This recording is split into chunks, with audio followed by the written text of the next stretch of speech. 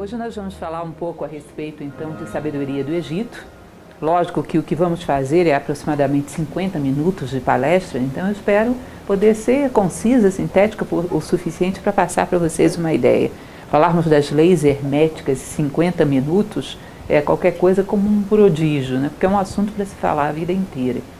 É curioso que eu me recordo que quando, muitos anos atrás, quando comecei a conhecer a filosofia, e tinha ouvido falar sobre essas leis herméticas, disse que Hermes Trismegisto, que era um grande sábio egípcio, pretendia explicar toda a forma de funcionamento do universo através dessas leis. Honestamente, eu imaginei que fosse uma enciclopédia, porque todo o funcionamento do universo, e na verdade são 7 frases muito pequenas.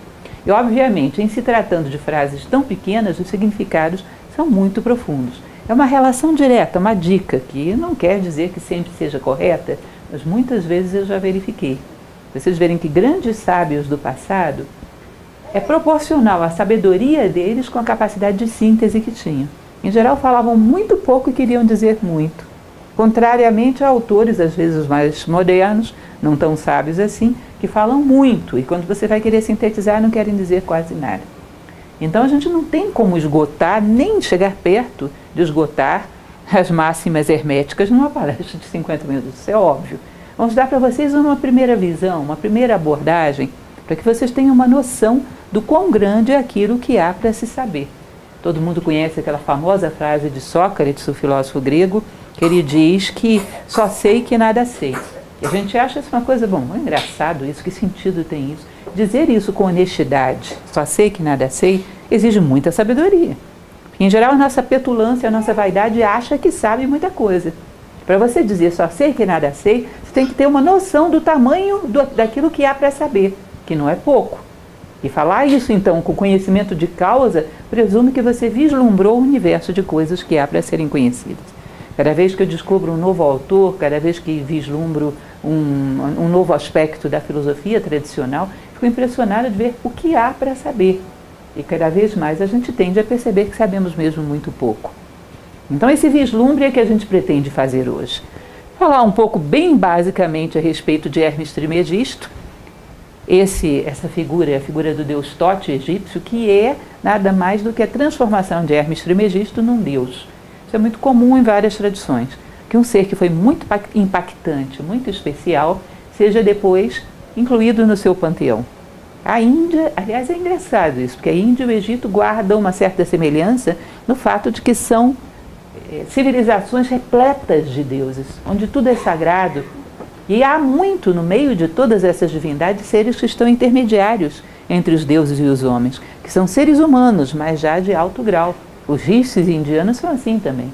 Rishis são seres humanos quase que divinos, ou seja, eles vislumbram dentro do seu panteão uma continuidade do homem até Deus. Então nós vamos conhecer um pouco a respeito desse Hermes Trismegisto. Muito pouco mesmo, porque se vocês forem olhar do ponto de vista histórico hoje, a maioria dos historiadores acreditam que ele nem tenha existido. Que esse nome talvez tenha sido um nome genérico para vários sacerdotes, vários hierofantes, vários sábios. Eu acredito que o nome seja genérico, porque isso é muito comum. Vocês vão ver, para todo lado acontece isso. O nome não pertence a um único personagem, é uma série deles. Mas nem por isso deixa de acreditar que ele existiu. Por uma coisa muito simples, por um princípio ocidental, nosso, cristão, muito simples, que para mim me mostra isso de forma muito clara. Pelas vossas obras vos conhecerei. É um impacto histórico muito grande para ter saído do nada. Para alguém deixar algo que impactou tanto a história da humanidade, da forma como Hermes Trismegisto deixou, tem que ser alguém de uma estatura muito grande. Grandes revoluções históricas não nascem de ninguém, do nada, de compilação de opiniões. O homem é do tamanho do rastro que ele deixa no mundo. Então é muito difícil alguém me dizer que tantas obras fantásticas, Lao Tse é outro que se questiona, tantas obras fantásticas, por exemplo, no Lao Tse, o taoísmo saiu do nada. O Tao Te Ching saiu do nada. Não, tem que ter sido um homem do tamanho daquela obra. Porque qualquer homem não conceberia algo tão complexo e tão delicado e tão profundo. Então, particularmente do ponto de vista da filosofia, as duas coisas não se excluem. Deve ter tido um monte de Hermes Trismegistos, porque é um nome genérico. Trismegisto significa aquele 3 vezes iniciado, 3 vezes sábio. mas também deve ter havido um, que foi o grande mestre. Hoje a gente fala a respeito de uma coisa que está muito fechada, que ela está hermeticamente fechada. Curiosamente, esse nome veio dos mistérios herméticos, porque ele era tão cuidadoso com o seu conhecimento, se diz que só passava estritamente o conhecimento àquelas pessoas que tivessem uma base moral sólida para portá-lo. Esse é o tipo da coisa que hoje fica complicado para a gente, na nossa vaidade, um pouco intelectual, entender. Parece que é restrição do conhecimento. Platão já falava sobre isso, que é melhor a ignorância absoluta do que o conhecimento em mãos inadequadas. O conhecimento exige uma base moral que garanta para que você vai usá-lo. A tradição hermética tem uma frase que é muito famosa, que diz que os lábios da sabedoria só se abrem aos ouvidos do entendimento. Então é um conhecimento transmitido realmente de boca a ouvido, de mestre a discípulo. Esse Hermes Trismegisto, a gente não pode nem falar a respeito de data, porque como se não se chega a um acordo nem se ele existiu, que dirá data. Agora existe um fato curioso que se comentava muito na época do Renascimento.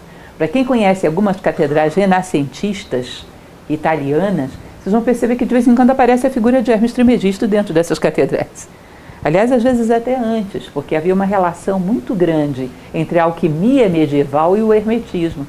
E normalmente os construtores de catedral eram alquimistas. É a chamada arquitetura real, arquitetura sagrada, eram alquimistas. E todos eles prezavam muito a figura de Hermes Trismegisto. Então eu mesmo pesquisando já achei umas 3 gravuras de vitrais de catedrais cristãs com a figura de Hermes Trismegisto. E uma delas, particularmente, que fica na Itália, dele dialogando com Moisés. Não sei exatamente em que fonte se baseou isso, mas diziam que ele teria sido mestre de Moisés. Se isso tem algum fundamento, eu não saberia dizer, mas a datação aproximada que se dá a Moisés é 1250 anos antes de Cristo. Então, se existiu um personagem, que creio que existiu, talvez tenha sido por aí, 1250 anos antes de Cristo. É uma curiosidade, porque se vocês imaginarem, na época, durante todo esse período, os próprios egípcios não tinham obra de Hermes Trismegisto nenhuma. Isso foi reservado e parece que passado de maneira muito secreta. Até que quando começa a entrar o período cristão, o iniciozinho ali da transição da Idade Média, começa, sabe-se lá por que cargas d'água, a aparecer algo da tradição hermética. Sobretudo 2 coisas que nós vamos ver, que é um conjunto de textos herméticos, que é chamado de corpos herméticos, que começou a circular muito secretamente pela Europa lá pelo século I, II. Curioso, né? Onde é que estava isso? Se vocês considerarem 1250 até 100 e poucos depois de Cristo, o que são isso? 14 séculos? E mais tardiamente ainda, um material que nós vamos ver já já, que é a chamada Tábua de Esmeralda, que essa começou a ser conhecida lá pelo século VII, 600 e alguma coisa. Então é interessante, gente. Vou contar para vocês uma coisa que acho que muitos já devem ter ouvido falar sobre isso. Os alquimistas medievais eram hermetistas. Sabe aquela história que a gente vê, que às vezes até ficou retratada um pouco na literatura infantil, deu origem um pouco ao imaginário sobre o mago Merlin, que são aqueles magos com aqueles chapéus pontudos, cheios de estrelas, e naqueles laboratórios estranhos, querendo transformar chumbo em ouro? Aquilo é uma imagem que provavelmente foi criada pelos próprios alquimistas. Para quê? Para fugir da Inquisição. Ajuda, Renata? Quer colocar uma aqui? Por quê? Motivos óbvios. Transformar chumbo em ouro não lhe dava fogueira. A ambição era uma coisa perfeitamente aceitável. Agora, a busca da sabedoria egípcia era imperdoável. Então o hermetismo tinha que ser escondido sob uma aparência de estudos, digamos assim, científicos, físicos, que não tinham grande problema, não enfrentavam grande resistência. Então vocês vão ver que o chumbo que eles queriam transformar em ouro era o chumbo da ignorância no ouro da sabedoria. Para quem conhece um pouco, inclusive eu tenho uma palestra sobre isso, se tiverem curiosidade, no YouTube. Vocês devem saber que as nossas palestras existem todas gratuitas no YouTube.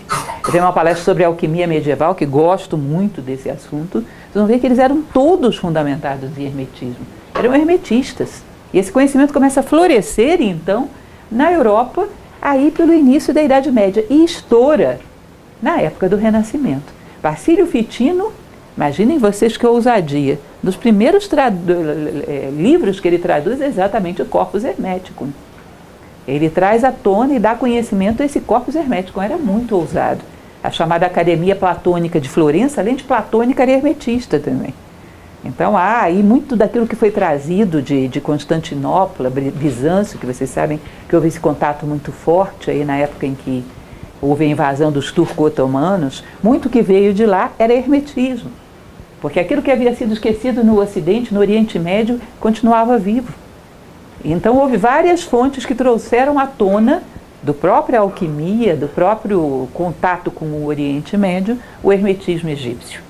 Nós podemos dizer que o Kybalion é um extrato das duas coisas, de corpus hermético e sobretudo de tábua de esmeralda, muito de tábua de esmeralda, que é um texto bem pequenininho, onde se extraiu, se sintetizou as 7 leis fundamentais de organização do universo. É bem ambicioso, né? 7 leis fundamentais de organização, sabe de quê? De tudo que você possa imaginar. Hermes Trismegisto diz, com essas 7 leis conhecerás tudo o que pode ser conhecido. Óbvio que aí deve haver várias chaves. Helena Blavatsky, que é uma pensadora brilhante do século XIX, ela dizia, um mito legítimo tem pelo menos 7 portas, 7 chaves. E você constata isso, que é uma coisa curiosíssima, gente. Peguem um livro muito simbólico, leiam agora, aí marquem a data na sua vida, daqui a 10 anos lê de novo. Se você, nesse ínterim, cresceu como ser humano, daqui a 10 anos vai te parecer que é outro livro. Recomendo, inclusive, guardar o mesmo exemplar, para você não achar que está lendo outra tradução, porque aquele que você leu não tinha isso. Tinha, está lá marcado por você. Porque é impressionante como abrimos portas fora, quando abrimos portas dentro. Quanto mais dentro, mais fora. Isso é um princípio bastante curioso e que se verifica de fato, né? Então esse é o nosso amigo. Isso é uma escultura já bem tardia, ninguém faz a mínima ideia de como era Hermes Trismegisto. A escultura já da era cristã, essa já é uma réplica, era cristã não, isso é anterior, é 5 séculos antes de Cristo, mas é uma réplica do que teria sido alguma lembrança remota de Hermes Trismegisto. Aqui nós temos também uma réplica da Tábua de Esmeralda, onde se colocam frases muito enigmáticas e algumas das máximas do Kybalion estão aí. Como eu falei para vocês, no corpus hermético, e também se diz que o livro dos mortos egípcio teria sido feito com uma profunda influência de Hermes Trismegisto. Agora vamos entender o que é livro dos mortos egípcios, que nesse nome não tinha, diga-se de passagem. Livro da saída da alma à luz, o livro da oculta morada, não era um livro, era um conjunto de conhecimentos e preceitos mais transmitidos pela tradição oral, que diziam o que acontece com o homem após desencarnar. Agora, os egípcios tinham uma visão que nós podemos tê-la também, porque continua muito atual, de que o maior mal do homem é o esquecimento. Então eles diziam, não adianta a gente conhecer tudo isso, quando chegar próximo da morte vamos esquecer tudo. Então cada vez que uma pessoa tinha necessidade de relembrar, queria garantir que não esqueceria, mandava escrever o seu livro dos mortos. Então vocês vão ver que o que a gente conhece, quando você pega a edição do Livro dos Mortos, que por sinal tem uma bela introdução de Carl Jung, que gostava muito desse livro, o Livro dos Mortos, ele tem uma série de vinhetas que são uma compilação de vários papiros que foram encontrados em múmias, em geral de escribas, de Anne, de Nu, de um monte de gente. Isso foi compilado, as histórias são parecidas, similares, mas não é um livro. É uma compilação desses papiros que foram encontrados junto ao peito de vários desses escribas mumificados. Tá? Você mandava escrever o seu livro dos mortos, para garantir que você não esqueceria. O que você tinha que relembrar antes de chegar diante do peso do coração do morto, que era o aduate, o que você tinha que falar na sua confissão negativa, o que você tinha que implorar ao seu coração. Aqueles que queiram, ali na entrada, inclusive a gente tem um pedaço de um desses papiros, que é aquela imagem maravilhosa do peso do coração do morto. E depois, quando se chegava diante de Osíris, Ísis e Néfites, os 72 juízes do Amente, enfim, uma história complexa com muitos detalhes. E depois disso, o que acontecia para quem reencarnava, para quem não reencarnava. Então isso era um lembrete que cada um reescrevia para si. Porque o Livro dos Mortos mesmo, como tradição, assim como a história de Ísis, Osíris e Horus, tudo isso era tradição oral. Era compilado eventualmente em paredes de templos e em papiros de pessoas particulares que não queriam esquecer disso. certo? Agora diz que quem organizou os mistérios no Egito foi Hermes Trismegisto. Então essa é a tradição oral. Você deve ter ouvido falar, por exemplo, fazendo ponte com a Índia, que os Vedas, sobretudo o Rig, só foram ter redação em cerca do sexto século antes de Cristo. Isso era algo que tinha que ser memorizado pelos brahmanes. Em geral, quando há preocupação de escrever um livro sagrado, é exatamente porque as pessoas estão com medo de esquecer, já não confiam tanto assim na sua memória, tem medo de distorcer os conhecimentos. Então é melhor reduzi-los a algo escrito do que esquecer tudo. Porque livros sagrados em épocas áureas dessas civilizações era uma profanação escrever, era uma redução. A palavra nunca consegue refletir tudo. E olha que estamos falando de uma linguagem muito mais rica do que a nossa. As línguas hoje são muito pobres. Aí era uma linguagem, o hieroglifo era uma linguagem muito rica que podia expressar muita coisa que já não podemos mais. Mas ainda assim se considerava uma redução. Tá? Bom, então, continuando, aqui um pouco daquilo que a gente chama da passagem ao longo da história do sincretismo religioso. Imaginem vocês, Hermes Trismegisto, um homem, um grande sábio, um hierofante, um sacerdote, daquilo que se chamava dos mistérios, das iniciações egípcias. Não se preocupem que já eu vou explicar um pouco essa ideia da iniciação. E a representação que foi feita dele depois da morte, que é um íbis, exatamente esse aspecto do bico fino que é capaz de se introduzir num formigueiro e escolher a formiga que ele quer, a capacidade do discernimento. Inteligência vem de intelegere, escolher dentre, discernir, separar o bom grão, como se diz popularmente. Esse discernimento, essa inteligência, ele é o escriba dos deuses, seria aquele que anotaria as leis divinas para os homens, e sempre a representação dos deuses muito parecida, né? Com a chave Anki na mão, aquele bastão, que é o bastão de Anubis, ou Ash, que é o que enxerga na escuridão, para que ele pudesse descer aos homens e transmitir o conhecimento. Então isso foi a representação de Hermes Trismegisto como um deus. Dentro da tradição egípcia fazia todo o sentido. Agora pensem que interessante, esse Deus, esse escriba, esse senhor do conhecimento, que transmite as leis do céu para a terra, os gregos tinham grande consideração por ele. Os gregos tinham grande consideração pelo Egito. Vocês sabem que Platão andou pelo Egito, um grande filósofo tinha que ter passado pelo Egito. Era uma questão fundamental. Mas os gregos sabiam que se eles colocassem uma deidade com essa aparência, para os gregos não significaria nada. Porque a mentalidade de um grego é muito mais racional do que o egípcio, que é muito mais intuitivo. Então o grego ele adapta o espírito de Hermes Trismegisto para uma figura que já seria muito mais compreensível para o grego, que é a figura de Hermes, o deus que comunica também, o deus mensageiro, que comunica céu e terra, que é esse nosso amigo aqui, que depois vira Mercúrio em Roma, o deus que carrega esse bastão ou caduceu na mão, que representa o próprio homem, esse caduceu, o aspecto físico, psíquico e espiritual, que quando se alinham se torna uma ferramenta na mão de um deus, do nosso próprio Deus interior.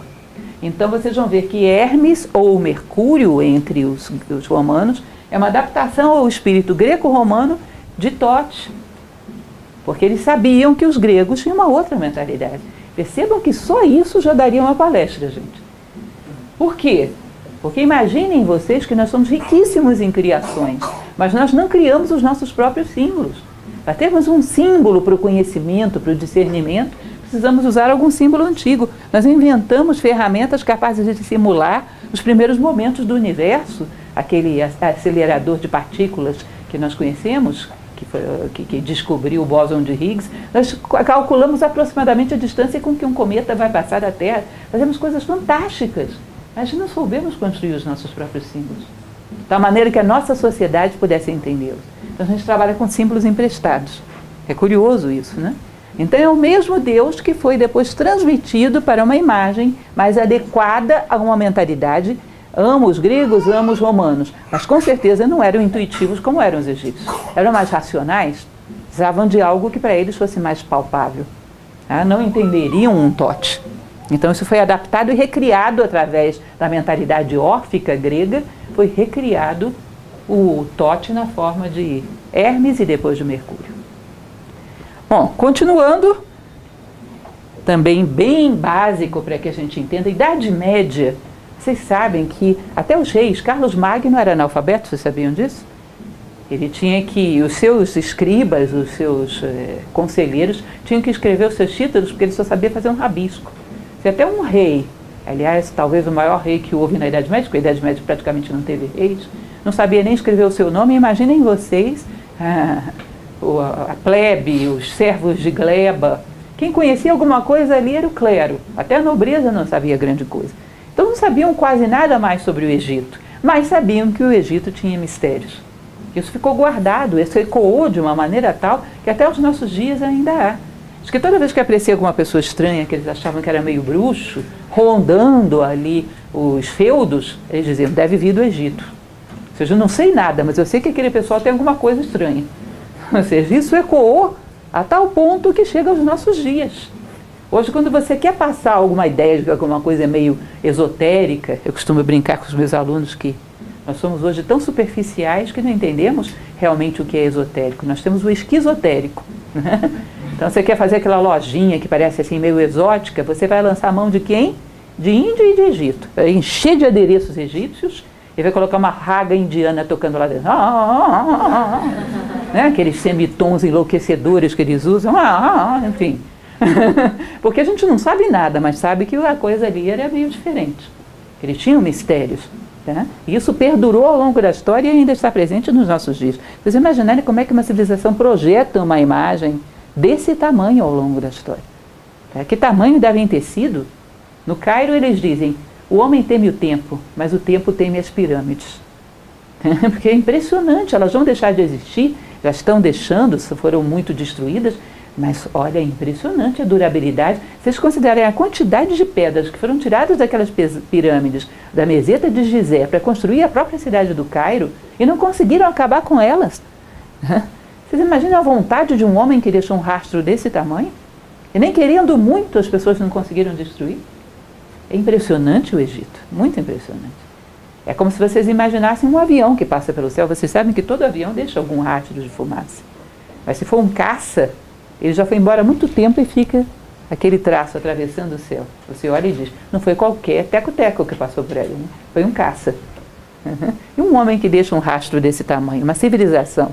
Isso é uma civilização de porte, porque por muito que se quisesse, não se conseguiu apagar o Egito. Nem a imagem que ficou ecoando ao longo da história. Então a sede dos mistérios é a sede das iniciações. E aí nós vamos tentar entender, na medida das nossas possibilidades, o que seriam esses graus de conhecimento que nós chamamos de iniciações. Também hoje é uma palavra que de vez em quando se usa, está na moda. Eu tenho muito medo de palavras que entram na moda, que em geral elas não significam nada. Eu tenho um medo terrível quando as pessoas começam a pegar conceitos orientais do tipo do karma. O karma então virou qualquer coisa, coitado. Que pena do karma. As pessoas estão ali sofrendo, apanhando, totalmente passivas, sem fazer nada. É o meu karma. Meu Deus do céu. Qualquer sábio indiano rolaria no túmulo 1000 vezes. Ainda bem que eles eram cremados, não iam para o túmulo. Então os conceitos são muito esvaziados. De vez em quando se fala sobre essa questão das iniciações. Mais um clique. Muito básico, dentro de uma palestra que se propõe a ser de 1 hora ou menos. Imaginem vocês o seguinte. Recentemente vocês devem ter visto sair nos jornais que se encontrou no interior da Espanha, mais uma vez, que isso não é a primeira vez que se fala isso, mas esse foi um dos mais longínquos, que se achou um determinado local que provavelmente acamparam homens de um desses ancestrais hominídeos que sempre se procura por aí. Eles acharam uma coisa que eu achei muito interessante, muito impressionante. Eles acharam restos de pedra que com certeza não tinha nenhuma finalidade utilitária. Não era para caçar, não era para nada. Era provavelmente um pequeno altarzinho. Era finalidade cerimonial. Não ser que era um hominídeo, não me lembro o nome particular desse hominídeo, mas eu sei que era um ser que provavelmente era um precursor da humanidade com muito poucos recursos. Mas já sabia reconhecer e simbolizar de alguma forma a presença do sagrado no universo. Isso não é impressionante? Por isso que se diz, grandes pensadores costumam dizer que o homem não é o homo sapiens, o homem é o homo religiosus. Porque sapiens, você vê às vezes um chimpanzé, faz coisas impressionantes. Um gorila, você sabe que a diferença do chimpanzé para o homem é de um cromossomo. Faz coisas impressionantes às vezes. Então o homem seria mais o homo religiosus, porque você não vai ver um chimpanzé colocando uma pedra em cima de outro e reverenciando aquilo, vendo através daquilo o amor, a justiça, a fraternidade, ou seja, Deus. Não vai. Essa metafísica é especialmente humana. Então se diz que quando o ser humano, num determinado momento, começa a perceber que a natureza tem um nível de complexidade que não se explica meramente através da razão, ele começa a perceber o sagrado. Recomendo a vocês, e ainda vou fazer uma palestra sobre isso, um livro árabe que se chama O Filósofo Autodidata, que é uma coisa linda. E nesse livro conta a história de um homem que foi criado selvagem numa ilha entre os animais. Ele passando por esses estágios sozinho, observando a vida, a complexidade da vida, chegando à conclusão, não, existe Deus, não é possível. Impossível. Começa a perceber as leis que harmonizam as coisas, começa a perceber que as coisas não são casuais e percebe, existe algo além daquilo que eu vejo. Existe algo nos bastidores da vida, algo além do físico, algo metafísico. E começa a representar simbolicamente isso e se prostrar diante disso. Diz que isso é um primeiro estágio importantíssimo para o ser humano. Ele começa a perceber o sagrado na natureza. Agora, Deus está lá e eu estou aqui. E eu o reconheço e sou humilde diante dele, eu me prostro diante dele.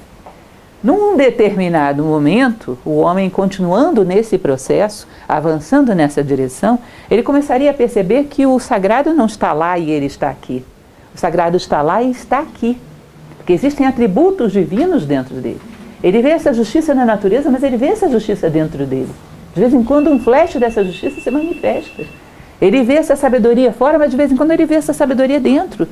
Ele às vezes se surpreende de ver a beleza das ideias que ele é capaz de ter, a beleza dos atos de amor, a beleza dos atos de fraternidade. Em um determinado momento ele começa a perceber, bom, se eu conhecer profundamente a mim mesmo, eu posso entender um pouco de Deus. Homem, conhece-te a ti mesmo e conhecerás o universo e os deuses. Delfos na Grécia, né? Isso é um estágio filosófico, onde já não há mais a busca do sagrado apenas fora, há também dentro. A busca do autoconhecimento, o homem como um microcosmos, como dizia Platão. Essa busca do autoconhecimento, o humanismo próprio da filosofia, já é um estágio um pouco diferente.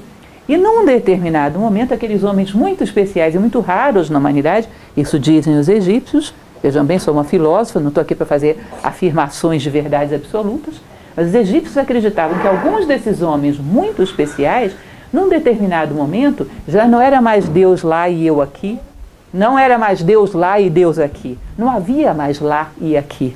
O homem se fundia com o todo, conscientemente. Ele podia estar no mundo, mas ele se percebia como uma célula da divindade. Ele podia estar no mundo, mas ele se percebia como um dígito de Deus. Superava aquilo que no Tibete eles chamam de heresia da separatividade. Eu gosto muito de uma imagem indiana, que é a imagem do Sutratma, que eles dizem que todos os seres são como contas de um colar. E passa um único fio por dentro de todos eles, que é o divino, é o sagrado. E quando você percebe a tua essência, percebe que é a mesma essência do universo. E supera a separatividade. Isso era iniciações, é algo muito difícil. Porque o homem se sente uma gota d'água penetrando no oceano. É uma consciência dele como uma célula de um ser muito maior. E isso é uma revolução de consciência, muito além do que um homem comum poderia alcançar. Mas diz que através da superação, ao longo de uma trajetória muito grande da filosofia, num determinado momento o homem chegaria à sabedoria. Isso gera um sistema tipo mosteiros, sistemas iniciáticos, era uma aceleração da evolução humana enorme, mas com uma única razão, para se comprometer a guiar a humanidade. A única causa tinha que ser a fraternidade, renúncia a qualquer interesse pessoal. Então vocês percebem que não era um sistema para qualquer um. Mas se diz que havia alguns homens que alcançavam esse grau e chegavam de fato à sabedoria plena. Esses eram os mestres iniciados. E Hermes Trismegisto teria sido um desses. Agora, cá entre nós, Grécia herdou isso. Eleusis era um centro iniciático. Samotrácia, que influenciou até Roma, era um centro iniciático. Se diz que Filipe, pai de Alexandre Magno, e Olímpia, sua mãe, se conheceram dentro de Samotrácia, o mistério dos Cabiros. Ou seja, isso houve em vários lugares. Na Índia nem se fala. Essas chamadas escolas iniciáticas perduraram aí na história até que num determinado momento não havia mais, digamos, ambiente histórico para isso.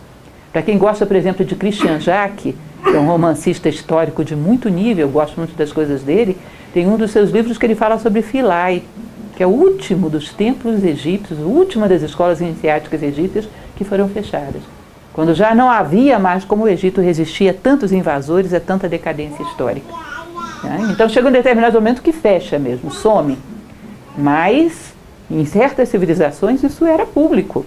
Na Grécia todo mundo sabia onde ficava Eleusis, todo mundo sabia onde ficava Abidos, no Egito. Mas quando chega a um nível de materialismo muito grande, o conhecimento tem que ser reservado, para que a ambição humana não o profane. Porque o conhecimento, quando é demais colocado na mão de um homem muito imaturo, é como uma faca na mão de uma criança. Só pode causar danos a ele próprio. Então se reserva o conhecimento.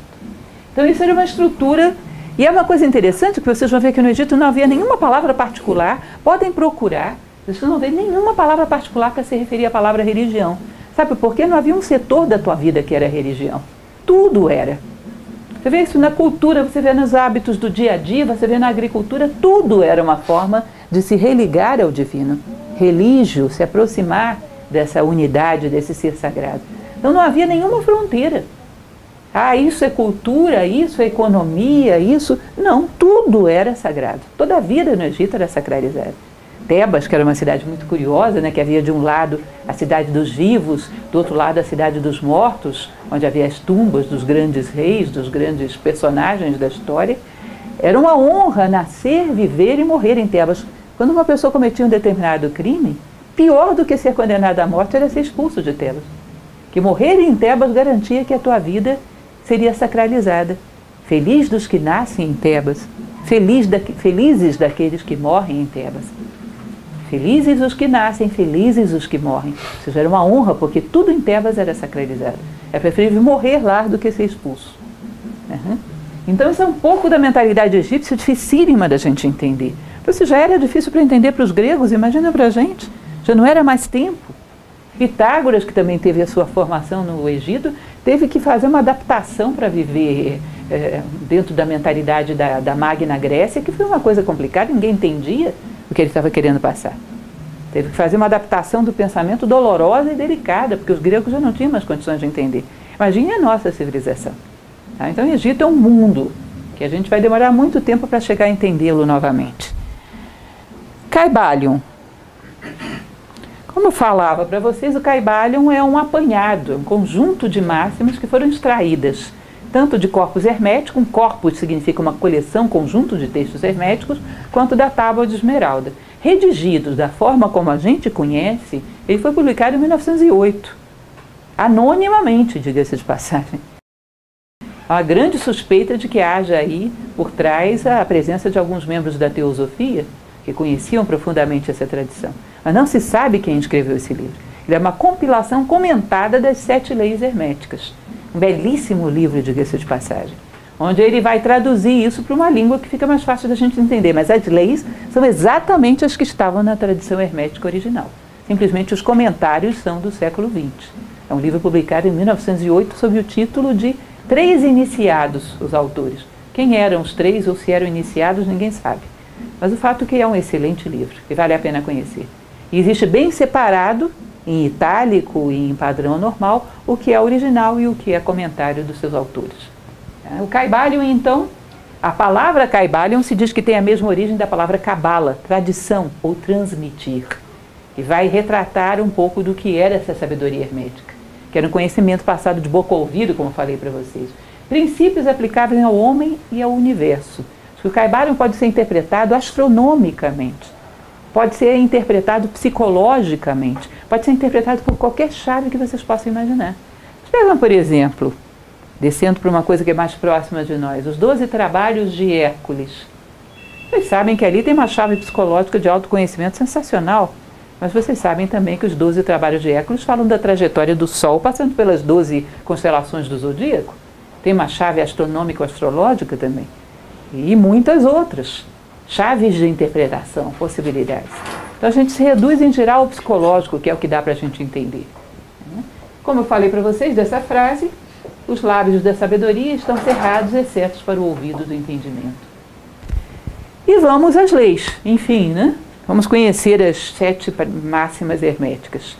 A primeira delas, bastante conhecida, é o princípio do mentalismo. O todo é mente. O universo é mental. Clara, evidente e indiscutivelmente a teoria das ideias de Platão. Tem nem o que discutir. Platão se inspira no Egito e nem tinha preocupação de esconder isso. Ele se inspira no Egito. quando ele diz, por exemplo, ninguém faz uma cadeira como essa que vocês estão sentados sem primeiro pensá-la.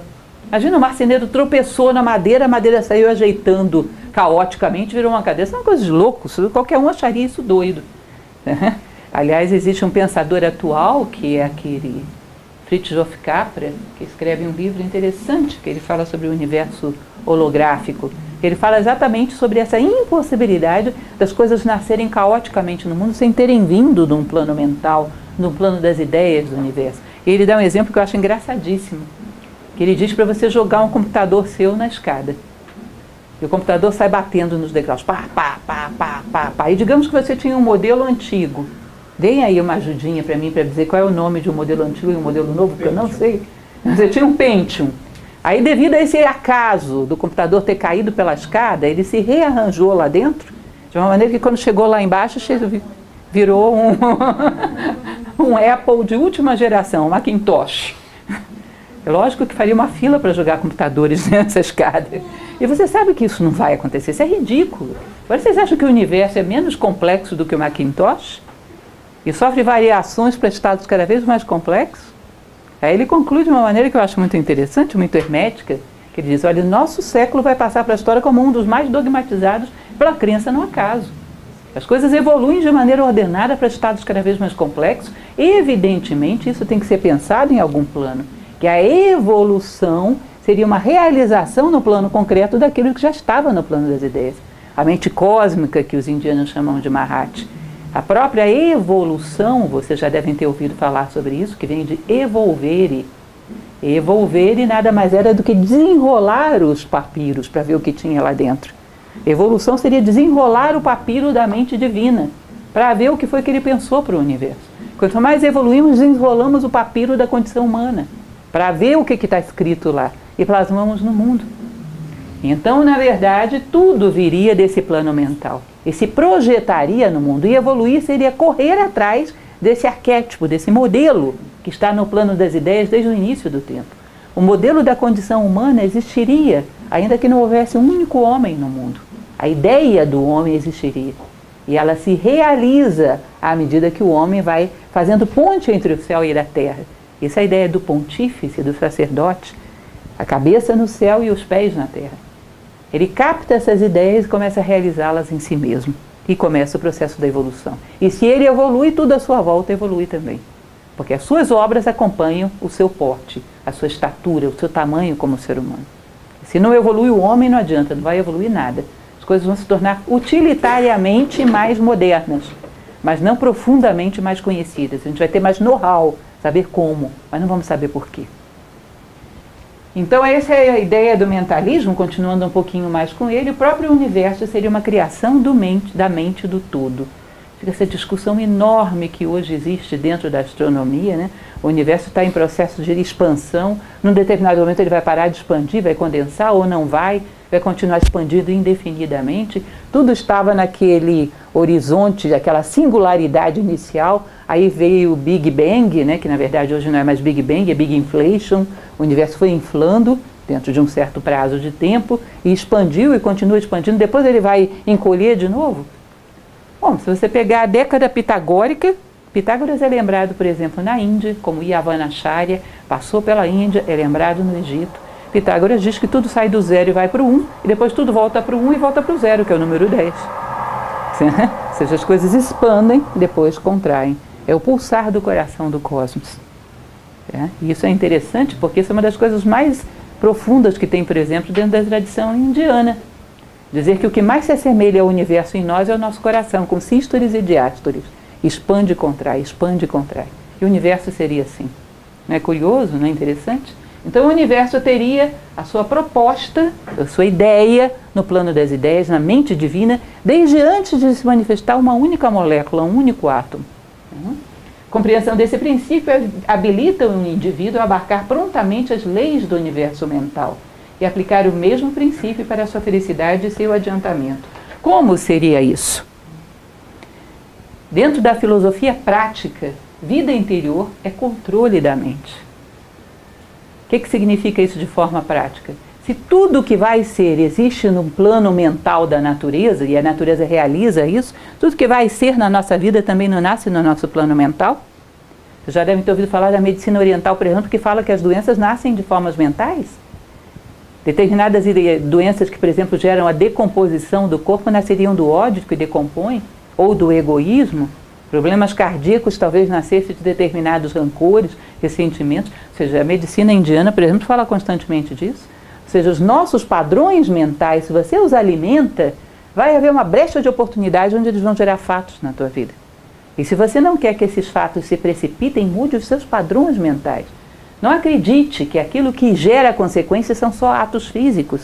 A mente gera consequências tão reais ou até mais do que meramente os atos físicos. Atos meramente acidentais não geram tantas consequências quanto uma forma mental que você alimenta ao longo de um prazo razoável. Ela afeta a você e ao mundo.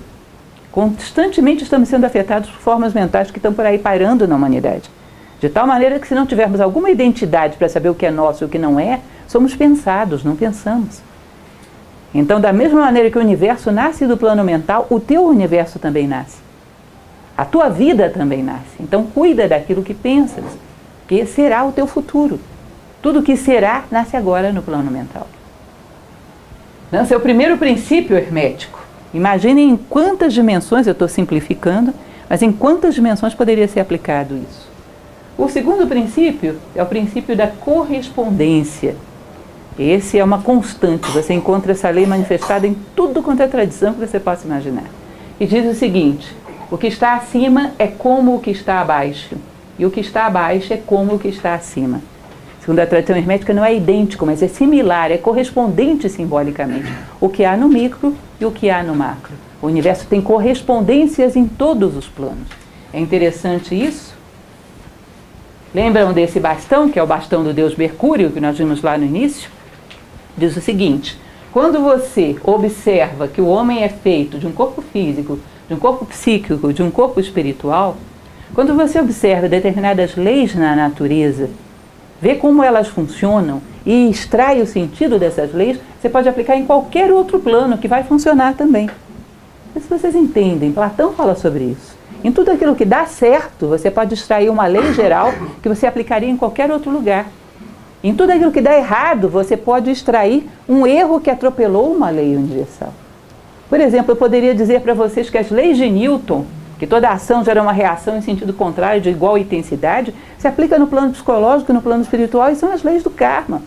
Os teus pensamentos geram também esse retorno. As tuas emoções geram também esse retorno.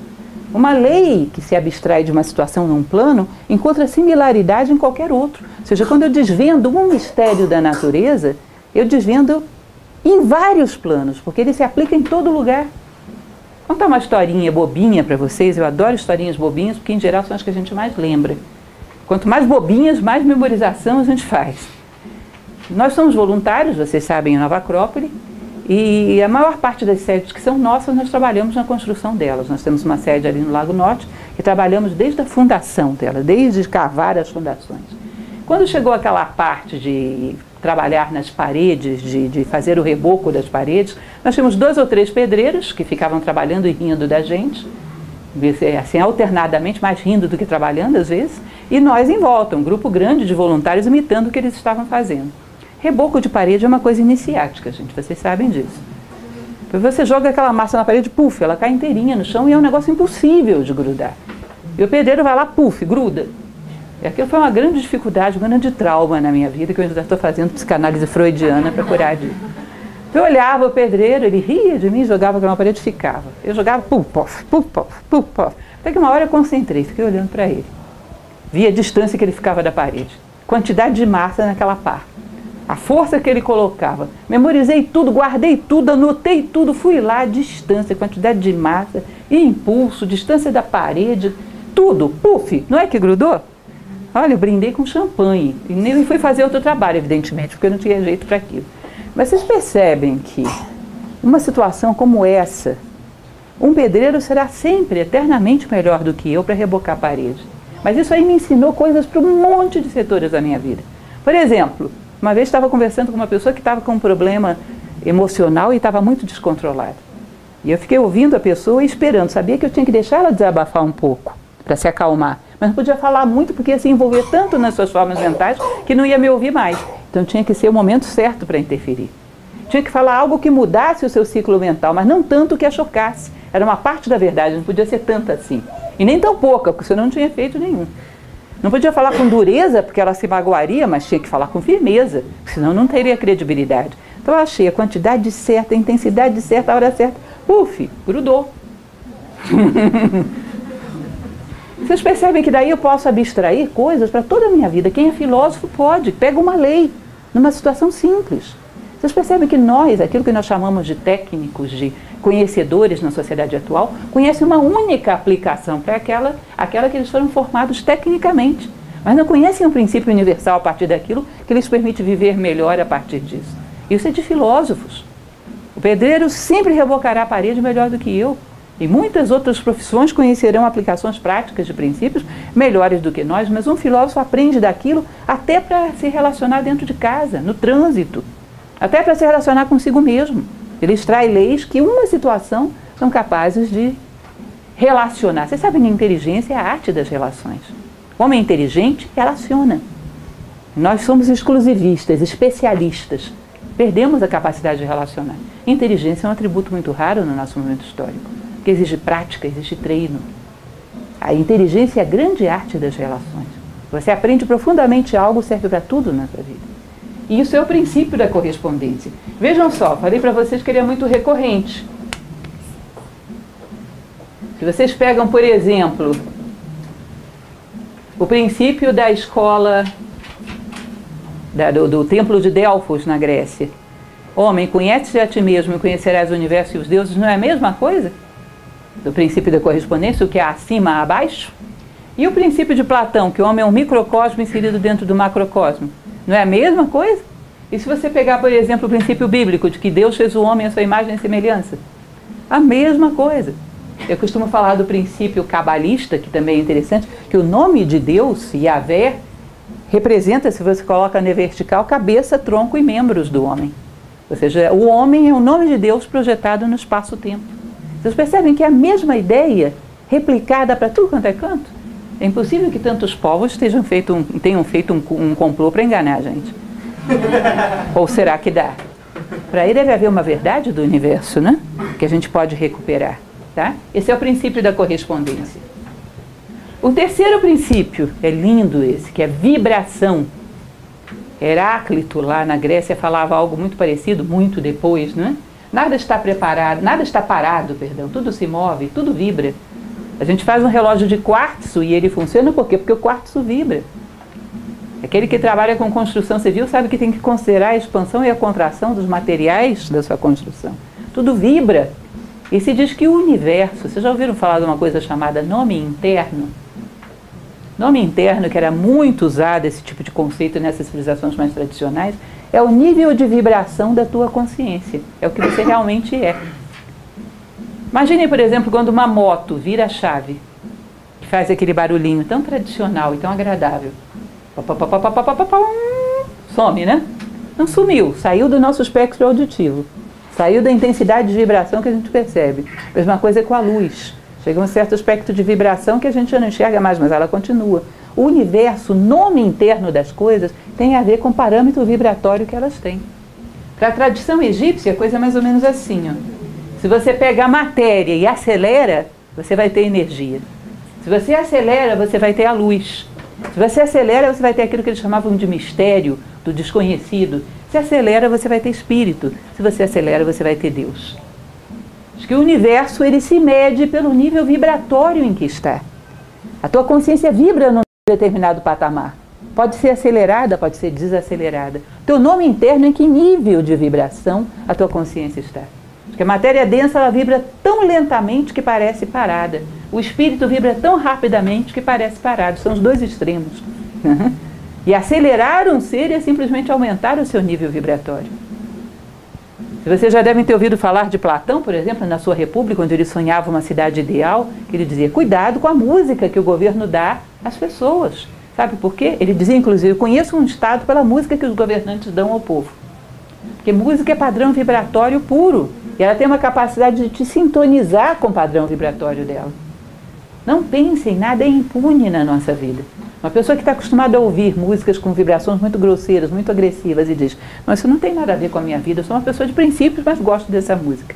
Esquece, em algum momento, diante de uma dificuldade da vida, a sua consciência vai correr para aquele padrão vibratório que ela tem afinidade. Daí que Platão falava da música como um elemento fundamental da educação. Existia um filósofo do século passado, que era Sirihan, que ele dizia que a evolução nada mais é do que a depuração do gosto. Cuidado com as coisas que puxam a tua consciência para vibrações mais grosseiras. Isso não é impune, nada é impune na vida. A evolução é um aceleramento de vibração. É vibrar cada vez mais diante de coisas mais sutis, mais nobres, mais celestes, mais espirituais. Acelerar a tua vibração é crescer. Então, o nome interno de cada ser é o nível vibratório em que ele está. Os mantras tentavam reproduzir isso. Por exemplo, na Índia, quando queriam falar o nome dos deuses, os mantras reproduziam o padrão vibratório do nome dos deuses. Isso que não era para qualquer um, era só um brahmane que era capaz de fazer isso. Era, né? Porque hoje já não temos mais isso. Então, esse é o princípio da vibração. Todos os pensamentos, todas as emoções ou estados mentais têm o seu grau e modo de vibração. E evoluir seria acelerar. E daí buscar as coisas com vibrações mais sutis e afinizar-se com elas. Cuidar daquilo que alimenta a tua alma como aquilo que alimenta o teu corpo. Ninguém acha que comer uma comida podre vai ser impune. Comer algo que tem uma vibração muito grosseira no plano mental e no plano emocional também não vai ser impune. Nada é impune. Tudo gera consequências.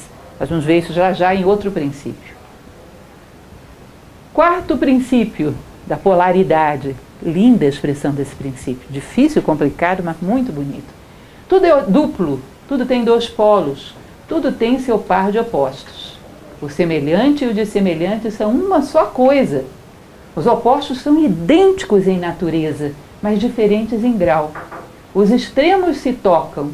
Todas as verdades são meias verdades. Todos os paradoxos podem ser reconciliados. Bonito, né? Mas o que significa isso mesmo? Imaginem vocês o seguinte, algo simples como, por exemplo, um termômetro. Se você pega ali um gradiente de temperaturas, o quente e o frio são idênticos em natureza, mas diferentes em grau. Não é isso? Fica difícil dentro de um termômetro você me dizer onde começa o quente e onde termina o frio. Tem que pegar um parâmetro, é o quê? A temperatura do ser humano? Então 36,5 é o ideal, para cá é quente, para cá é frio. Porque assim, olhando o gradiente de temperatura como um todo, não tem quente nem frio. Tá? São simplesmente gradientes diferentes de uma única realidade, que é a temperatura. E quando as coisas estão dentro de uma mesma natureza, de uma mesma substância e diferentes apenas em grau, não é difícil você reverter uma coisa em outra. Você não pode reverter coisas diferentes, mas coisas de uma mesma natureza podem ser revertidas. Por exemplo, a preguiça em disposição, em atividade, a crítica em sobriedade, o ódio em amor. São coisas de uma mesma natureza, simplesmente de graus, de gradientes, de graus de vibração diferentes. E quando estão dentro de um mesmo gradiente, você pode reverter. Assim como um antitérmico reveste a temperatura de uma pessoa febril. Há um conhecimento que pode gerar no homem aquilo que eles chamam de neutralização. Vamos ver já isso. As coisas de uma mesma classe podem ser transmutadas em outra. É possível, por exemplo, mudar vibrações de ódio em vibrações de amor. É interessante que eu costumo dizer que essas vibrações, já a gente vai ver isso no princípio da polaridade. A gente conhece bem na sociedade essas oscilações de uma vibração para outra.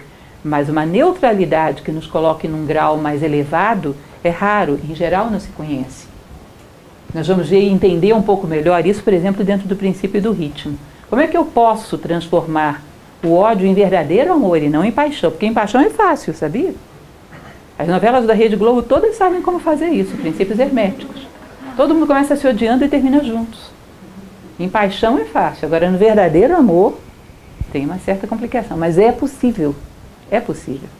E o próximo princípio, que vocês vão ver que eles estão todos combinados, vai falar bastante sobre isso, que é o princípio do ritmo. Tudo tem fluxo e refluxo.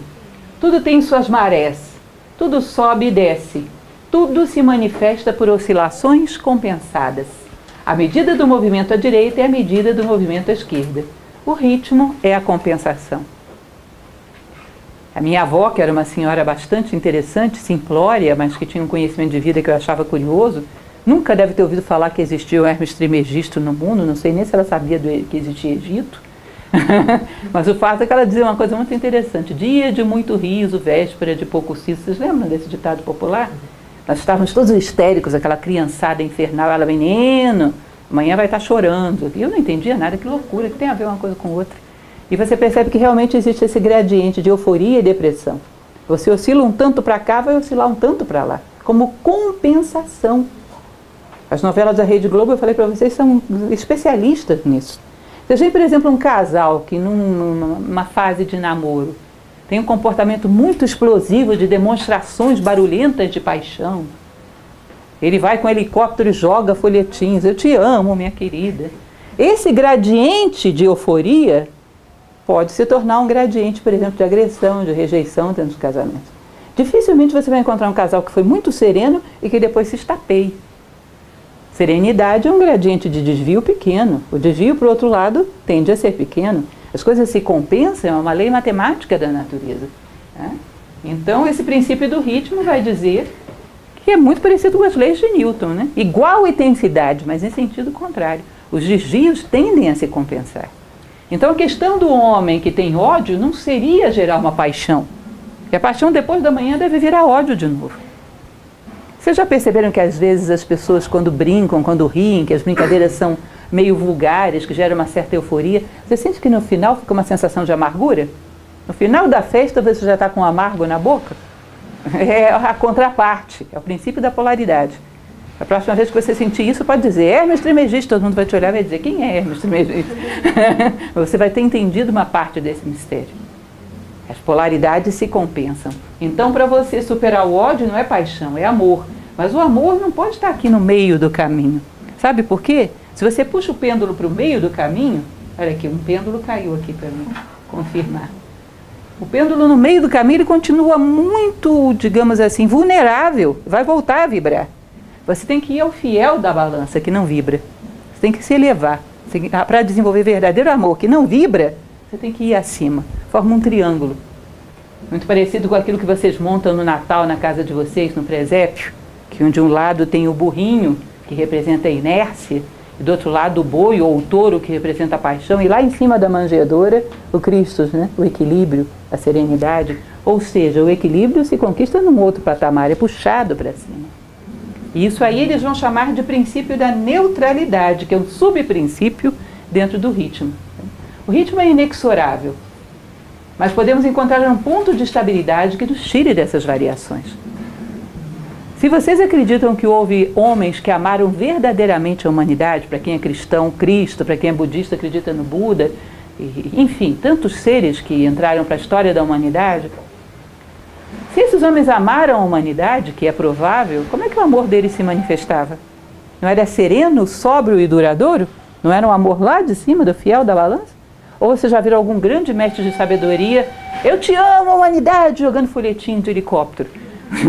É sóbrio, duradouro, profundo, garante a si mesmo, não sofre oscilações, não se contradiz, ou seja, vai para o fiel da balança. Não há como acabar com as oscilações, mas podemos minimizar as suas influências sobre nós, que é a neutralização. Nós vamos já ver como é que é isso. O princípio da compensação, sem excessos. Esses dois rapazinhos aqui mostram isso. Um rapazinho e uma mocinha, né? Estão brigando pelo ursinho de pelúcia. Aí você vai lá e tenta conciliar a briga. Como é que você vai conciliar essa briga se você também deseja o ursinho de pelúcia para você? Vai ser uma terceira pessoa brigando pelo ursinho de pelúcia, você não vai conciliar. Mas se você superou os teus desejos, superou essa necessidade de experiência, se você é um adulto maduro e equilibrado, você subiu um degrau, você neutralizou os desejos desse patamar. E agora pode harmonizar lá embaixo. Entendem essa ideia? Ou seja, eu já não desejo mais o ursinho, eu superei essa experiência. Então a minha consciência pulou para o próximo degrau. Eu posso harmonizar as oscilações lá de baixo, se eu superei. Agora, se toda a minha necessidade de experiência está nesse patamar, se eu sou uma criança, eu não vou harmonizar esse conflito. Eu vou ser uma terceira força brigando pelo ursinho. Isso é o princípio da neutralização. Só tem uma forma de você neutralizar os conflitos de um patamar. Porque esses conflitos, essa oscilação faz parte da lei. Você não pode cancelar a lei, mas você pode se colocar num outro patamar, para já não ser mais atingido por aquela lei naquele patamar. Vai haver outras leis aqui, então você vai cada vez mais subindo e neutralizando até que nenhum desejo te atinja, até chegar à sabedoria. A neutralização significa crescer para dominar os fatores que estão te atingindo nesse patamar. Passar por um outro patamar de consciência. Neutralização é, já não há mais aqui nada que eu deseje. Então essa superação de um determinado patamar de experiência te faz poder conciliar esses conflitos. É uma ocasião, nós tínhamos um professor, faleceu há coisa de uns 5 anos atrás, que trouxe o Nova Acrópole para o Brasil, o professor Michel Echenique. Ele dizia uma coisa muito interessante, que na natureza, a geografia terrestre tem cumes e vales. Mas lá em cima existe um sol, que pelo menos para o nosso ponto de vista está constante. Ele não está oscilando, ele está paradinho lá, observando a geografia terrestre. E a tua consciência tem algo de solar e tem algo de terrestre. Se você se identifica com a Terra, não tem jeito, você vai ficar subindo e descendo, vai ter cumes e vales. Mas se você se identifica com aquilo que em você é solar, o teu corpo vai continuar subindo e descendo e você já não identifica mais. Sabe aquela pessoa que acorda de manhã e diz, olha, o meu corpo hoje está estourado, mas eu estou bem. Minha psique hoje está doida, mas eu estou bem. Ou seja, lá embaixo. E quando você não dá muita atenção a essas vibrações, você vai tornando elas mais suaves. Como criança. Já viram criança quando dá birra e você olha para ela? Piora ou melhora? Muito! Aí é que o escândalo fica feio. Você faz de canto que não está ouvindo, ela vai serenando, não tem eficiência, não tem eficácia, não está resolvendo. Então você identifica acima e aqui embaixo vai serenando as oscilações. Agora vamos para o 6º princípio. Causa e efeito. Causa e efeito é tipicamente a lei do karma. Né?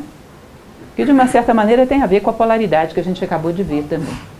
Lei do karma, que para a Índia é mais ou menos definida nos mesmos termos, e diz o seguinte, toda causa tem seu efeito, todo efeito tem a sua causa. Todas as coisas acontecem de acordo com a lei. O acaso é simplesmente um nome dado a uma lei não reconhecida. Existem muitos planos de causalidade, mas nada escapa à lei. Ou seja, se você quer mudar o futuro, gere agora causas diferentes.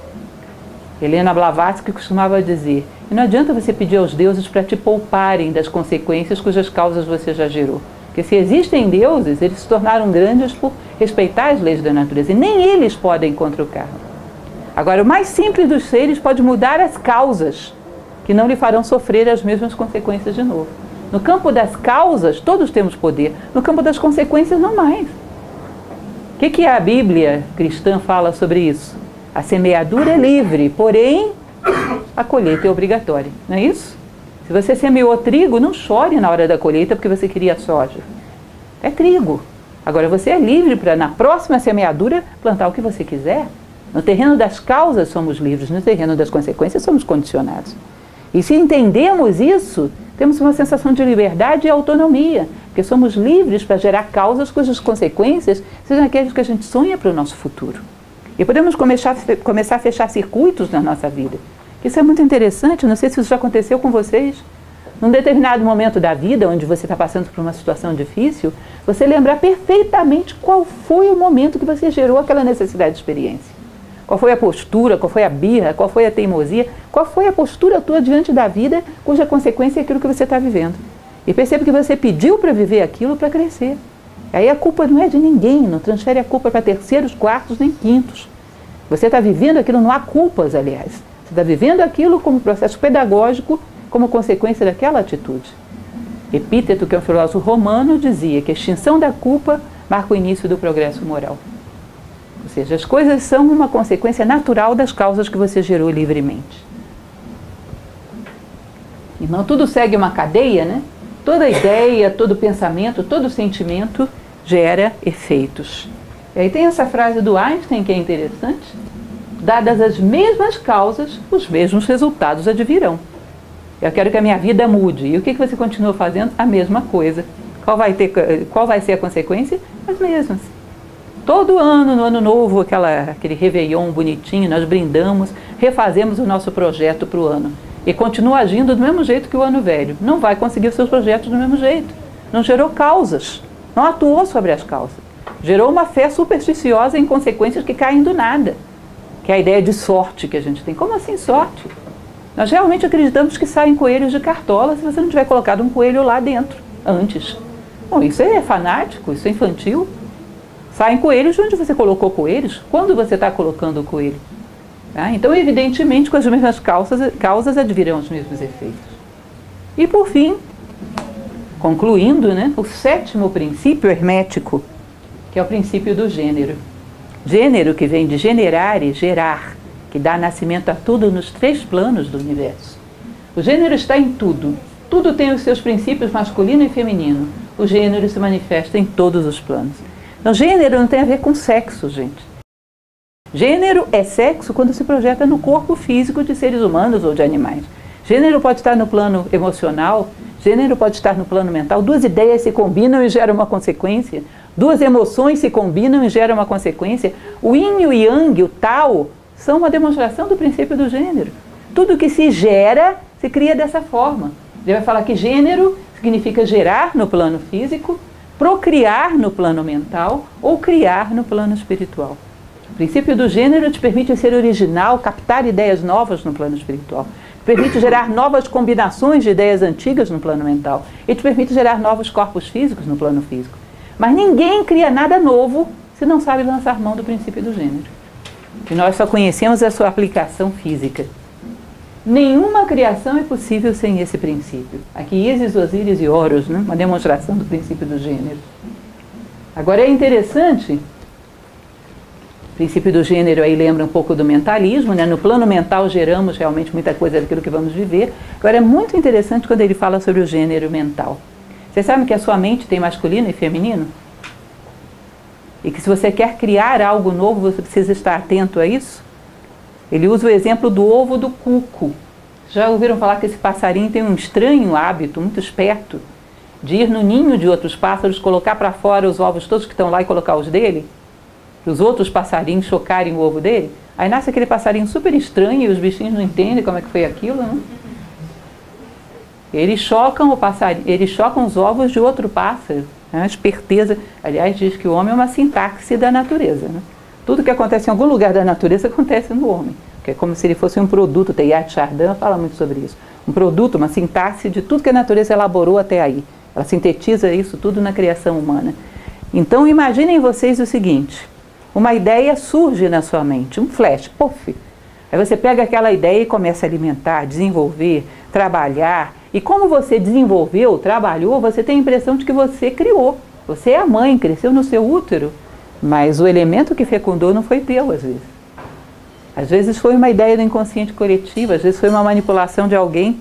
Muito sutilmente chega em você e joga uma ideiazinha desse tamaninho. Aí você cria um ninho para aquilo, alimenta, cria, choca o ovo do cuco, desenvolve. E como você cuidou e deu à luz, você tem a impressão, eu sou a mãe, é uma ideia minha.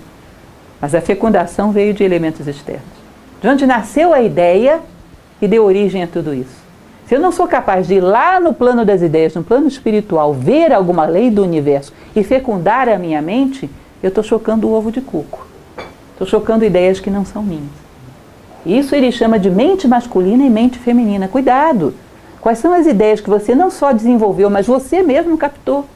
Quais dos seus pensamentos são realmente seus? Quais das suas criações são realmente suas? Isso é o mecanismo mais comum para se usar para indução e manipulação.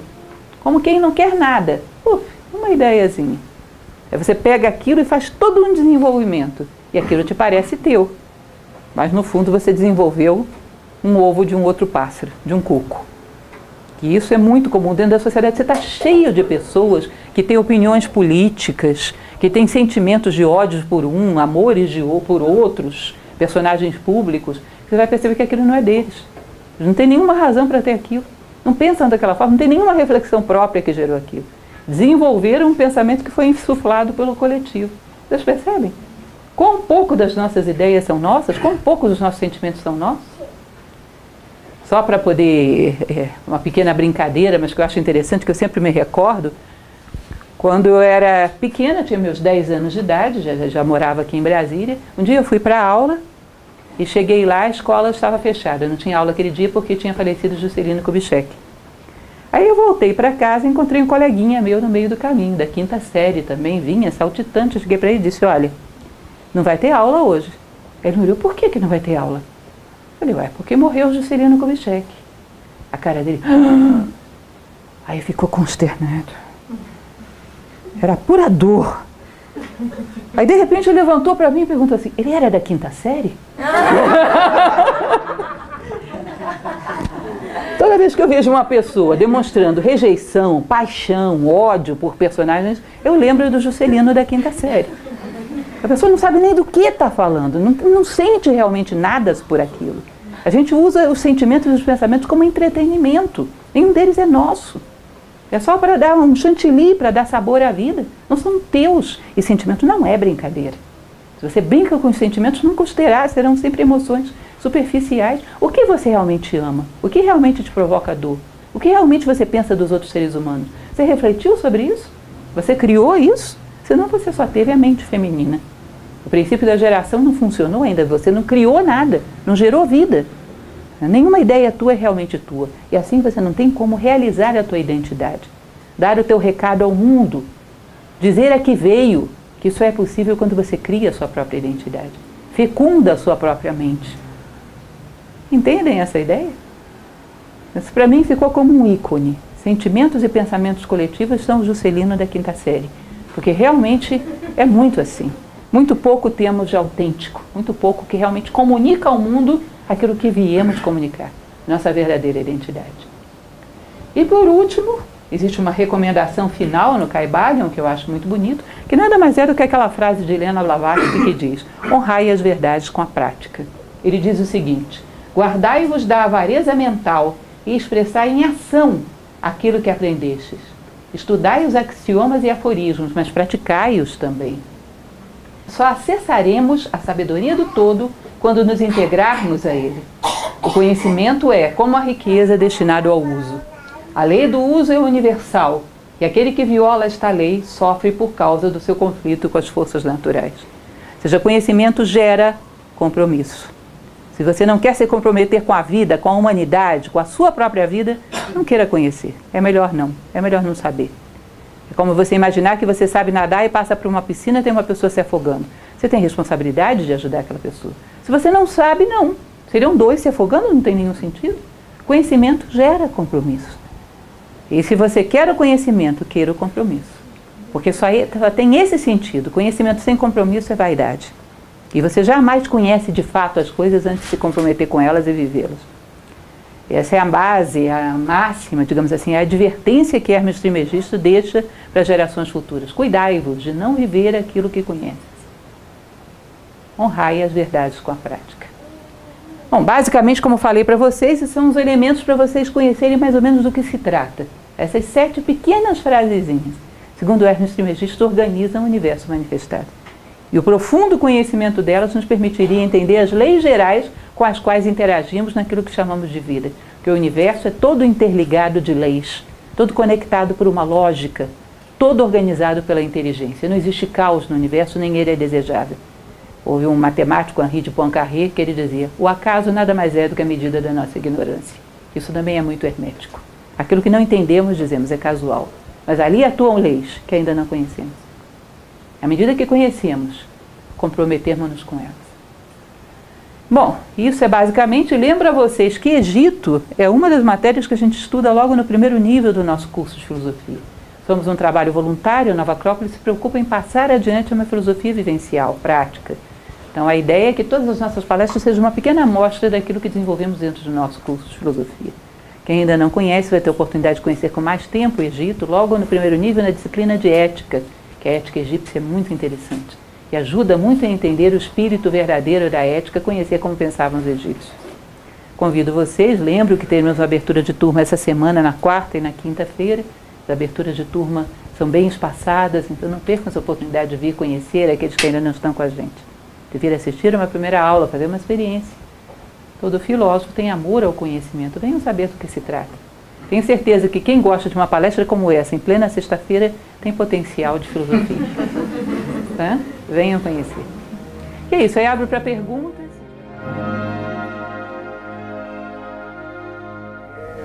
Você falou assim, em relação à questão das, por exemplo, determinadas debilidades, assim, eu fiquei pensando, existem coisas que muitas vezes prostram a gente, e também a atenção que a gente dá a isso, aquela lá, o exemplo da criança, né, brigando, se você entrar no mesmo nível dela, você vai entrar ali e puxar o ursinho também. Mas, por exemplo, assim, se tudo é criado pela gente, eu acredito nisso também, mas a gente ainda não descobriu o que está criando determinada coisa. Mas, por exemplo, se eu sou afetado por uma enxaqueca, por exemplo, e aquilo me prostra, e eu fico com dificuldade de sair daquilo, é porque eu estou dando atenção demais àquilo ou não, sabe? Eu estou dando um exemplo bem físico, assim, bem... Mas, assim, em relação a qualquer outra coisa, né? Que está te prostrando. Cada caso é um caso. Quando você tem um mal físico, como, por exemplo, uma enxaqueca, que é uma dor intensa, durante a enxaqueca não tem muito o que filosofar. É realmente se cuidar. Mas saindo dela, fora do ciclo da enxaqueca, você pode tentar entender quais são os gatilhos que te levam a determinadas formas mentais que desenvolvem os sintomas. Eu conheço várias pessoas que têm enxaqueca e que algumas já chegaram a essa conclusão. Determinadas formas mentais, determinadas emoções são gatilho da enxaqueca. Eu aprendi a lidar com isso. Quando começa a aproximar isso, eu desvio a atenção. Porque se acreditamos que a maior parte dos males físicos tem uma origem psicológica, isso até a ciência hoje já sabe, os males psicossomáticos, podemos às vezes nos poupar de muitas coisas e às vezes contornar coisas desagradáveis sem recorrer a medicamentos. A medicina ayurvédica na Índia é especialista nisso, né? E aí, no nível psíquico mais ainda. Essas formas emocionais surgem toda vez que cruzo com tal obstáculo. Porque eu não sei lidar com esse obstáculo e a resposta sempre é essa. No meio da crise é sobreviver. Se você está colérico, você não vai fazer filosofia. Mas amanhã, quando a cólera passa, pensa por que esse objeto te provoca cólera. E aprende a ter uma resposta mais adequada àquilo. Começar a buscar os gatilhos, porque na verdade você diz, eu não sei porque vivemos certas coisas. Segundo o hermetismo é muito simples, vivemos certas coisas porque precisamos vivê-las para crescer. Você chamou esses acontecimentos da sua vida. Porque vivendo você pode crescer, esses acontecimentos são uma representação externa de algo que você precisa ver dentro. Se faz essa síntese, muitas vezes supera. É da medicina, né, de Serafes, depois de Asclépios na Grécia. Todos dormiam no templo de Serafes e sonhavam com as causas do seu mal. Porque se você não vai às causas, não adianta atuar sobre os efeitos. Aquelas causas vão perfurar em outro lugar e vão gerar outro mal. Que elas precisam se manifestar. Você ia perguntar algo? O nome do autor e o título do livro árabe. Ah, sim. Ele é chamado em português de Ibn Tufayl, que se chama O Filósofo Autodidata. Historinha curiosa. De como o homem chega ao nível de mística de ver a Deus partindo da observação da natureza. É claro que não é tão simples quanto mostra o livro, né? Aquilo que ele mostra numa vida é uma coisa um pouco longa, mas o processo é muito inteligente. Mostra que é possível e é da natureza do homem, através dos acontecimentos, chegar ao mais alto grau de consciência que um ser humano pode chegar. É um belo livro, bem interessante. Eu gosto de citar essas obras para vocês perceberem que a filosofia, o amor à sabedoria, esteve com o homem em todos os tempos, em todos os locais. Isso é um livro árabe do século XII. Muito, muito bonito. Pode falar. Sobre essa questão do gênero, você falou da mente feminina e masculina, mas como claro também essa relação com sentimentos e pensamentos não autênticos, o que seria feminino? Pensamentos e sentimentos não autênticos é aquilo que teve alguém que colocou a semente lá. A semente não é tua. E você trabalhou para o desenvolvimento dela, adubou, fertilizou, e quando nasce a planta você diz, é meu filho. Não é, quem colocou a sementinha lá não foi você. O masculino é a sementinha, tanto do plano mental quanto do plano astral. É sementinha. E o feminino é o útero que desenvolve, dá vida, alimenta, dá à luz aquilo. Quem foi que pôs a sementinha ali? Às vezes uma pessoa passa por você minutos, ela consegue te infiltrar um sentimento ruim, um pensamento negativo. Depois você passa ali 2, 3 dias elaborando aquilo e não percebe que partiu daquela fagulha. Às vezes é uma pequena crítica, uma maldadezinha, né? Você viu tal coisa? Pronto, não fala mais nada, só se viu tal coisa. E você passa uma semana com raiva. Já viram isso? Sementinha. E fui eu, não foi você. Você só alimentou. A semente não é tua. Existem teóricos que dizem que a nossa civilização está passando de um modelo neurótico de relacionamento para um psicótico, quando a lei depende do prisma de quem vê. O que você acha disso? Eu acho que é bem provável, porque nós vivemos uma tendência à relativização de tudo. Hoje é muito difícil você falar, por exemplo, de certas coisas dessas sem que haja uma pessoa ou outra que diga isso eram só os egípcios que pensavam assim, isso é relativo, isso para mim não vale. O desconhecimento de leis gerais, de princípios gerais e tudo interpretado através de uma subjetividade torna impossível que o ser humano aprenda do passado. Então nós aprendemos do passado para construir aviões, para construir automóveis, para construir prédios, para construir homens, não. Achamos que podemos fazer sozinhos. E que aquilo que é bom para o Hermes Trismegisto não é bom para mim, tudo é relativo. Eu comentava com os meus alunos, um dia desses aqui mesmo no Lago, que eu comentava que uma vez uma pessoa foi numa palestra minha, onde eu falava das virtudes do herói, e dizia, olha, essas virtudes são muito relativas. Até a lei da gravidade é relativa perto de um buraco negro. Eu acredito, mas eu não sou um buraco negro, eu sou um ser humano. A lei da gravidade é muito absoluta para mim, se eu me atirar pela janela, eu vou ver. Então, homens é o que sois, como dizia Chaplin. Então, como homens, há leis que para nós são gerais. Da mesma maneira que os princípios da aerodinâmica para uma nave, para um automóvel, os princípios herméticos para um ser humano. Esses princípios que ajudam a construir o homem. Jung tem uma frase muito interessante que ele fala sobre isso, que é mais fácil você partir do zero e construir uma nave que te leve à Lua, do que partir do zero e construir um conhecimento que te leve ao interior de si mesmo. Excessiva relativização dos valores humanos, todo mundo quer aprender tudo. A consertar um televisor, você vai fazer um curso técnico. A construir um aparelho, você vai a um curso superior. Mas para construir a sua própria vida, um menino de 12 anos acha que sabe e não aceita palpite de ninguém. Não é assim? E tudo é relativo. É muito complicado, muito complexo você construir alguma construção humana, porque todo ser humano vai ter que começar do zero. É como se você todos os dias amanhecesse com uma amnésia e tivesse que construir a sua vida no prazo de um dia, sem considerar tudo que você viveu anteriormente. É como se as nossas gerações fossem assim. Amanhecessem todas com amnésia e começassem sempre do zero. Lidamos com certos elementos que talvez já haja uma experiência de vida aí que poderia ser herdada, e nós começamos sempre do zero, com uma animalidade, com uma brutalidade que já éramos para ter considerado, não é? E continuamos sempre no mesmo ponto. Tá? E isso é um fato. Nós vamos quase que passando por uma sociedade esquizofrênica. Tudo gira à volta de si próprio e todas as coisas são feitas para atingi-lo particularmente. Tudo tem a ver com o pessoal. Tudo é pessoal. Nada é universal. Não somos capazes de ver nada que se refere à humanidade como um todo. Tudo é pessoal. Isso é uma excentricidade. É como se fosse o princípio da polaridade, a perda do centro. Uma excentricidade que vai se tornando cada vez, o pêndulo vai vibrando tanto que perde o contato com o centro. É um tipo de patologia quase que coletiva no nosso mundo extremo. Você vê isso como arquitetado por alguma entidade, alguma coisa assim? Não, eu vejo necessidade de experiência dos seres humanos. Vão ter que sofrer um pouquinho. Nietzsche, num livro chamado A Genealogia da Moral, ele diz que a natureza só tem duas maneiras de fazer você aprender alguma coisa. Ou através da reflexão, que você pode, mas se você não quer, através da dor. A dor é uma forma de gravar com ferro e fogo as verdades da natureza que você não quer ver. Necessidade de experiências do ser humano escreve a história. Você precisa viver um materialismo muito grosseiro, vai ter que vivê-lo, como é que a gente vai evitar?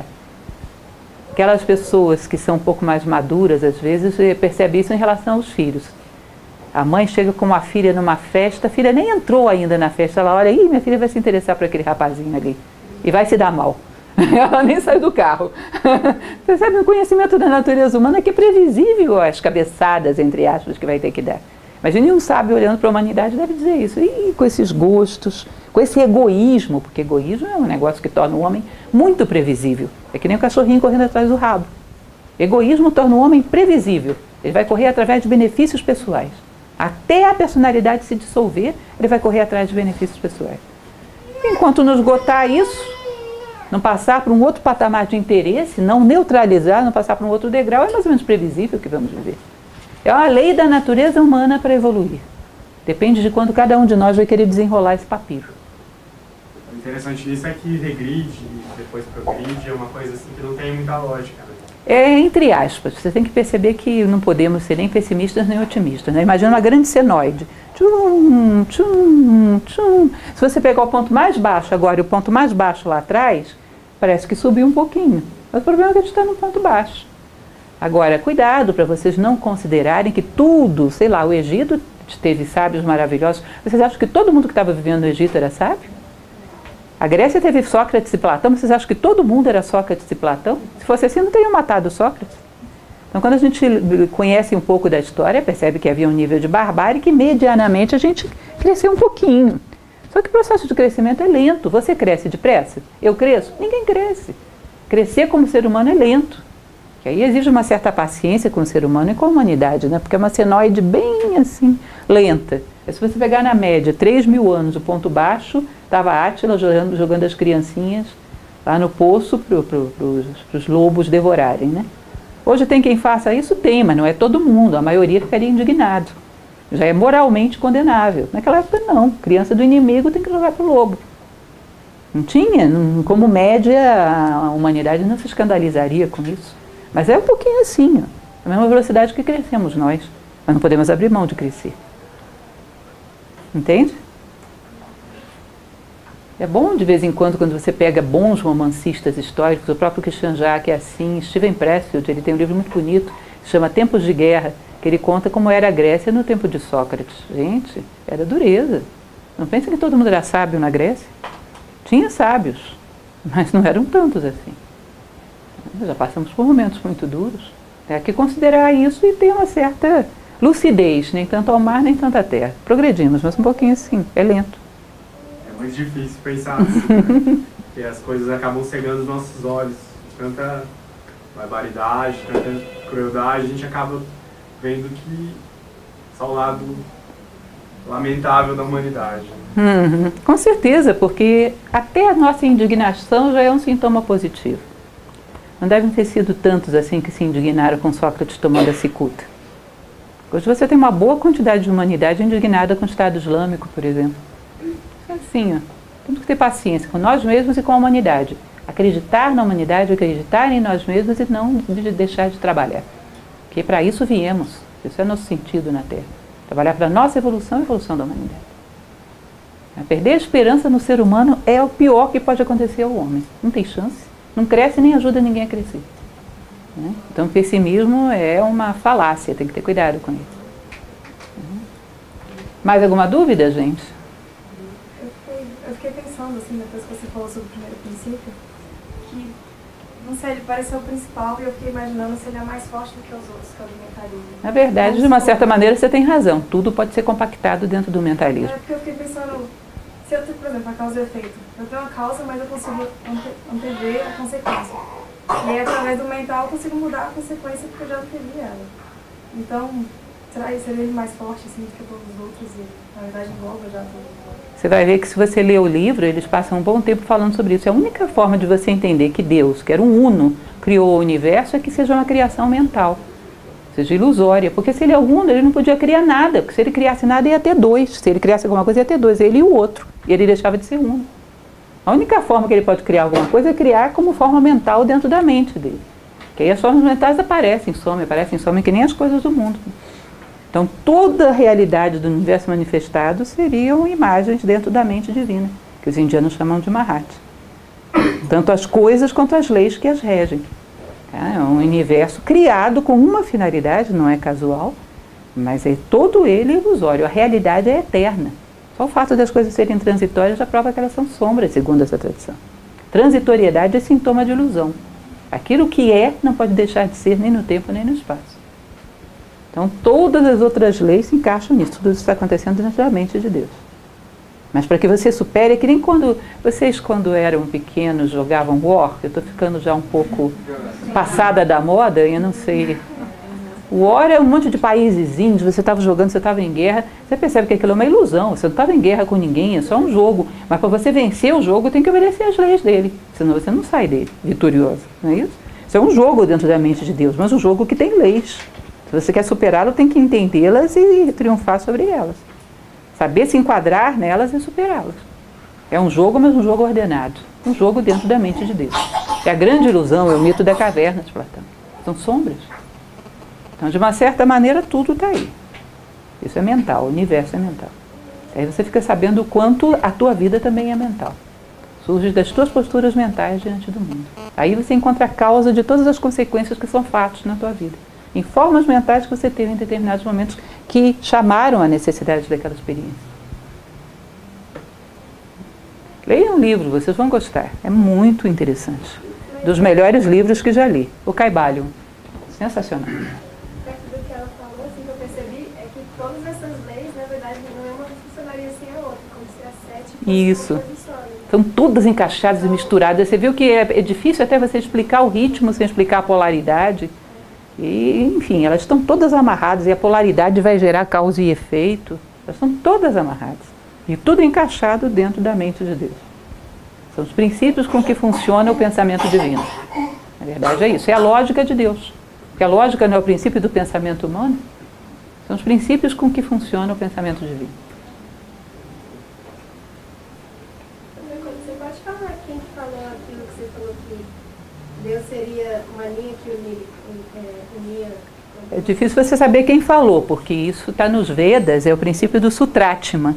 E os Vedas, bom, dizem que foram escritos por Vyasa, né? Mas quem é que vai saber? Os Vedas são um pouquinho antigos para a gente saber a autoria, mas é um princípio védico. É um conceito chamado Sutratma, S-U-T-R-A-T-M-A. É o fio que passa por dentro de todas as contas do colar. Mais alguma dúvida, gente? Bom, agradeço muito a presença de vocês e peço que não saiam sem levar um folhetinho para vocês olharem com carinho toda a programação, abertura de turmas, futuras palestras. Eu estou sempre por aqui, todas as semanas. Garanto que vocês sempre vão encontrar aqui um bom papo, algumas coisas interessantes. Para um filósofo não existe coisa melhor do que filosofia. Todo mundo.